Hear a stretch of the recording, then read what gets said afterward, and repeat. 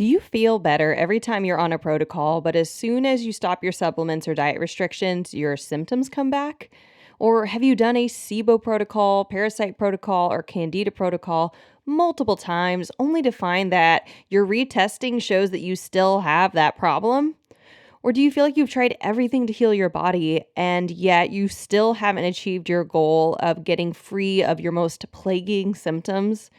Or do you have symptoms across your body that you can't be explained by your doctors? Symptoms like brain fog, constipation, acid reflux, bloating, hormone imbalance, or PMS? If you said yes to any of these questions, then you need to care about something called mold illness. Mold illness is caused by being exposed to toxins that mold produces called mycotoxins. It's different than a mold allergy, and so it's typically ignored completely by conventional medicine. Here on the Better Belly podcast, we are having a Mold Month series during August where every episode is dedicated to educating you about mold, how to know if you have it, and what to do about it if you do. This series is designed for those new to the mold conversation and those who've been in this for a while. If you're new to the idea of mold, though, you likely have a big fat question of, do I really need to care about this? Is this actually something I'm dealing with? On today's episode, I'm addressing my top reasons why I think you should be seriously considering that mold may be a part of your chronic health problems. Hey friend, welcome to the Better Belly podcast. If you're currently trying endless supplements, doctor visits, and diet changes to heal your mystery symptoms, you are in the right place. We're here to solve the real root causes behind your gut, hormone, skin, sleep, and brain concerns. Literally anything and everything in your body. My name is Allison Jordan. I'm a functional medicine practitioner that has supported over 150 clients just like you to heal problems that no one has been able to fix. You don't need a perfect diet or a random supplement you found on Instagram to heal. You need a proven system that heals your whole body from the inside out. That's what I'm here to share with you, episode by episode. It's time to make health easy again. And just as a reminder, this information is not meant to diagnose, manage, or treat disease. Always consult with your own health practitioner before you make any changes to your health. All right, guys. So on today's episode, I'm going to do something that I've wanted to do for a while, but I've always been a little shy to do, which is I'm going to record this without tons of notes. And I usually like to do notes. It keeps me organized, keeps me on track. But I wanted to capture more of the essence of my heart on this topic because I feel that this is more helpful in the conversation on mold, especially if you are listening to this and you're like, God bless you. You listened to the intro of this podcast episode and you thought, I don't really care about mold, but I'm going to keep listening at least to this episode because for the next month, I'm going to do a mold series. And I think it applies to a lot more of you than you might think. And there's something interesting on the conversation on mold that feels deeply personal. Like, oh, if you say that I have mold illness, somehow it feels that we are being told that we're dirty people or that we grew up in grungy houses or we didn't take care of our homes or that our homes are full of black spots in them and have musty smells. But like you think, well, no, all the places I've lived don't have musty smells and they look beautiful and I clean up after myself and I turn on the fan when I shower. And like, what do you mean I could be suffering from mold illness or mold toxicity? And so I wanted to get to that little heartstring in today's episode because one of the things is that whether you think you have mold or not, if you do, it is affecting you. And so kind of writing it off because it feels big and scary or just different or not what you were expecting, which is honestly what I've done in my own health for a long time. And I will share more about that.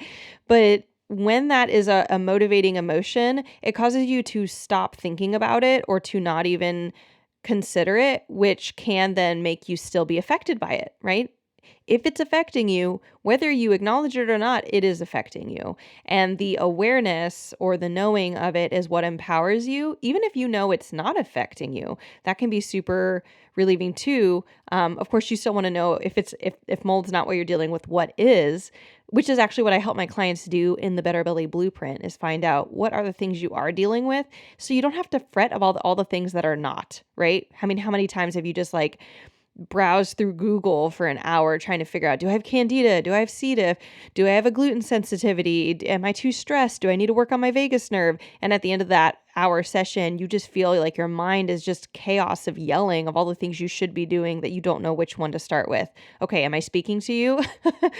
Yes, let's avoid that. That is everything I am here for on this podcast, in my business, why I started the Better Belly Therapies as a company, and also why I created the Better Belly Blueprint, even how I created it. So it doesn't feel like you have to do everything. You don't have to do everything. There's like a limited number of things causing your symptoms, and we can find those things. But let's talk about mold. So if you are struggling with any level of chronic symptoms, I'm talking about, and it could be symptoms and it could be diagnoses. Diagnoses being some like SIBO is a diagnosis, or IBS is a diagnosis. Rheumatoid arthritis is a diagnosis. But symptoms, just I have pain, I get bloating, I have headaches. It's the thing you actually are feeling, right? Mold can cause symptoms in your entire body. So it can cause neurological symptoms. I'm going to get into the like more full list of it next Tuesday. So literally the next episode right after this one, which today this comes out on a Thursday, the next Tuesday after this, it's going to come out, where I'm going to go more systematically the rest of this month on like, what are the signs and symptoms of mold toxicity, which is just a great list to hear, to be like, do I have it? I'm going to talk about things like the mold constipation connection, because this podcast does do a lot of focusing on constipation. I wanted to just it to have its own episode, 5 hidden signs of mold in your home, which is actually going to be a guest expert coming in from an inspection company to talk about those things. So you can go look around your home and be like, do I see anything here? But I'm going to literally be going just step by step, like the 3-step mold treatment plan that I literally give my clients. I'm going to tell you what it is on an upcoming episode this month, how to handle the emotions of mold. I'm honestly diving a little into that today, but there's even more to that. If you know you have mold and you're listening to this podcast episode right now and you're like, know that you have it, you know that there's a lot of emotions involved. And even if you don't know it, you might intuit it, right? Like maybe you feel emotional, like, why am I listening to this podcast episode? This is scary. I'm going to talk about some things on like how I've been handling some of my symptoms of mold, how I found that mold was impacting my health. I'm also going to talk about the mold-Lyme connection, because some of y'all who've been deep diving into your health for a long time think you might have Lyme, might know you have Lyme, might just know that mold and Lyme are these like really big baddie illnesses that can be underlying a lot of other illnesses. And so I'm going to just be talking about how they interface and how they impact each other. And then I'm going to share a mold success story this month of literally another practitioner, Matt Kelly, who's a friend of mine and has just been doing a lot of beautiful work in the mold healing sphere, and going to share his story of success. Because a lot of times, sometimes if you're dealing with mold, or even if you don't know you're dealing with mold as of this episode, but you just been dealing with your chronic illness, we want to hear stories of people who've made it through, because when you are looking up this mountain of possible or actual problems that are causing your symptoms, then sometimes you just want to be like, but has anyone made it through this mountain? I don't think this mountain looks scalable. Has anybody scaled it? And so I'm even going to bring in a nice little hopeful story to end out our month.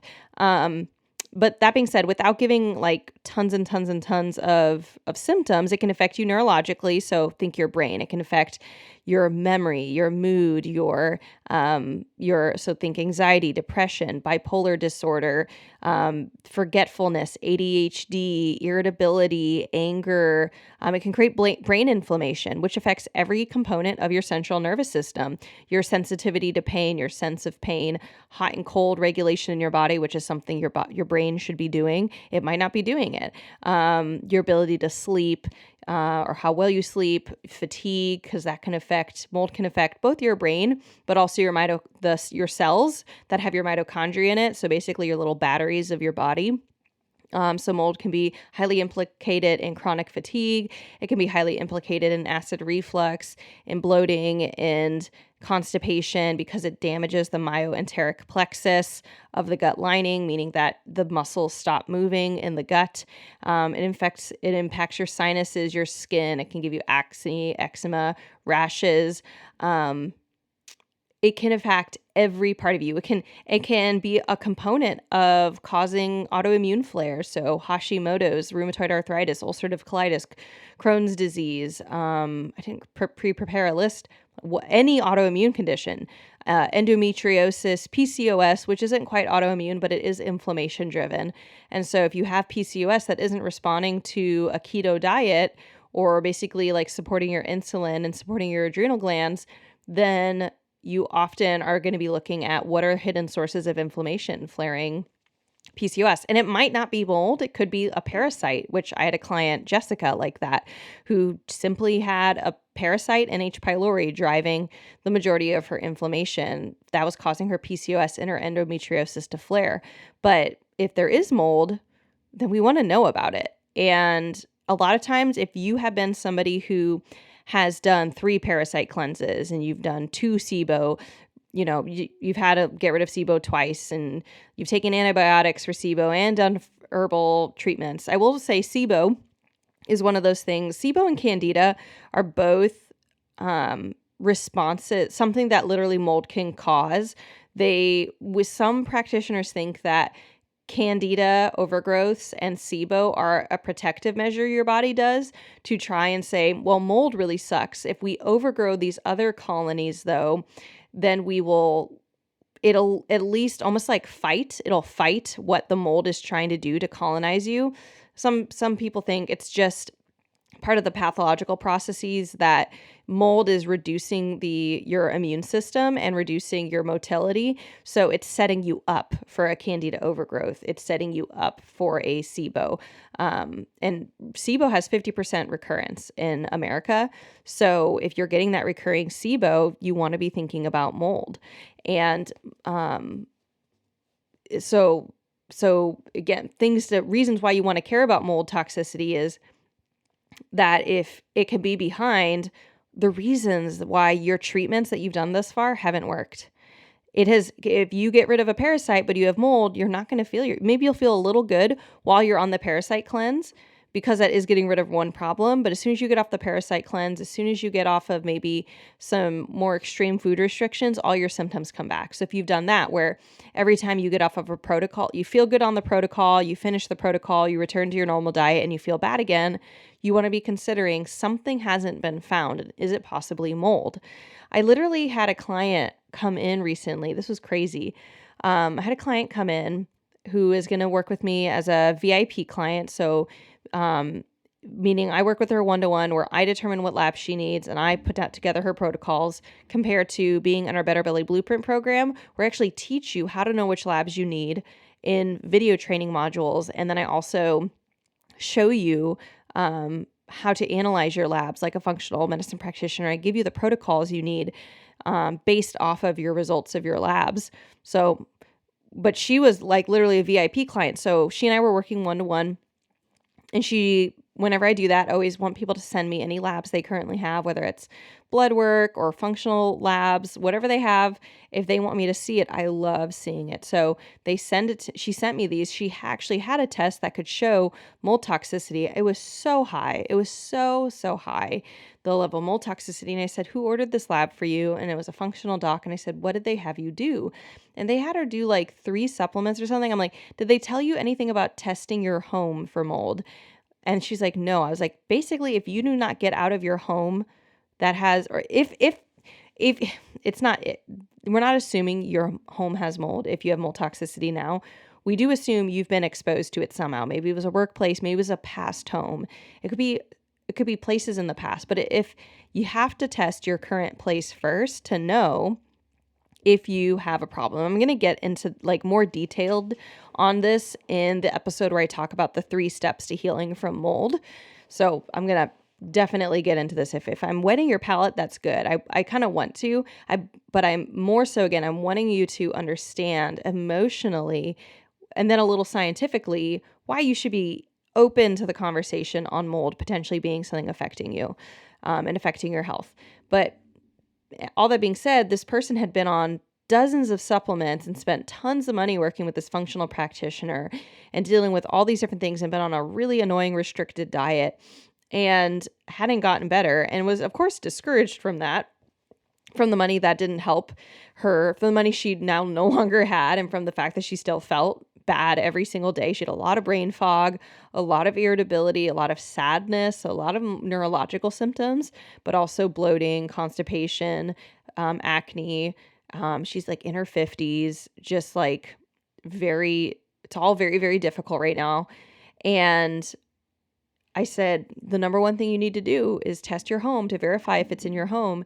And if it's in your home, get out. Well, the next time I see her, she has told me we have all her lab results back that we did some additional lab testing. She told me ever since her call with me, they did a test in their home. Their home was flaring with mold. And you can't see it. Like, you can't see it on the walls. It was behind the walls, and was actually, they took a while to find it, but they're pretty sure it's being caused by their HVAC system and it not being sealed properly. So it was causing condensation that then was causing mold in different areas of the house because of the condensation dripping onto the drywall and onto the house.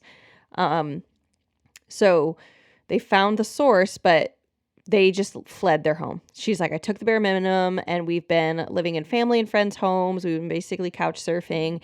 She's like, it's very painful, but it's amazing. She said, as soon as I was like 5 days, they actually figured it out. They got their home results from their home test while they were on vacation, and it was like a 7-day vacation. The 5th day into vacation, she was like, it was like a curtain lifted. Like, she suddenly could think more clearly, and she wasn't even on any supplements. I'm like, all she had to do was get out of the environment. And I see this very commonly, that if you can get out of the place where you have your mold exposure for, I'd say, like 5 to 7 days, you're going to have a reduction in symptom, not an elimination, a reduction in severity. So just to say, like, that was one of the things where I'm like, she literally had the test in front of her and still just, it wasn't dealt with enough. It wasn't dealt with in the right way. Now she's dealing with it in the right way, not just avoiding, but doing everything else that's a part of it, which I literally am going to share in an upcoming episode on this podcast, because there's so much misinformation on healing from mold that I'm going to share as much as I possibly can, so that whether or not you work with me, you can spot when there's BS. When somebody's trying to treat you for mold, I don't care who it is. If they're saying that they're going to treat you for mold, if they're not doing one of these 3 things or steps within each step, then you can at least know, like, oh, they don't know what they're doing. Like, this might not yield the results I want. It'll save you time. It'll save you money. It's going to be very good.